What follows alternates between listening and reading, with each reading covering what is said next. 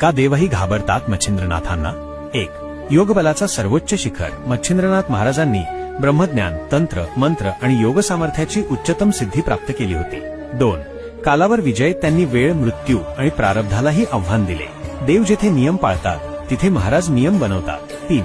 सर्वशक्तिमान आदेश. नमो आदेश हे केवळ नमस्कार नव्हे तर त्यांच्या दैवी सत्ता स्वीकारण्याचं चिन्ह आहे. देव, गंधर्व, यक्ष आणि राक्षस सुद्धा मच्छिंद्रनाथांच्या आदेश समोर मान झुकवतात. 4. अघोरी तेज.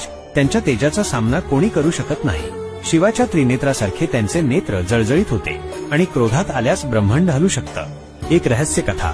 एकदा इंद्राने मच्छिंद्रनाथांच्या भक्ताला त्रास दिला. महाराजांनी ध्यानातून डोळे उघडले आणि केवळ एक आदेश दिला. त्याच क्षणी इंद्रसभा ढवळून निघाली. इंद्र खाली आला आणि म्हणाला, नमो आदेश महाराज, क्षमा करा. निष्कर्ष, मच्छिंद्रनाथ महाराज हे देवतेच्या वरचे, ते देवाधिदेव योगीश्वर आहेत. त्यांचं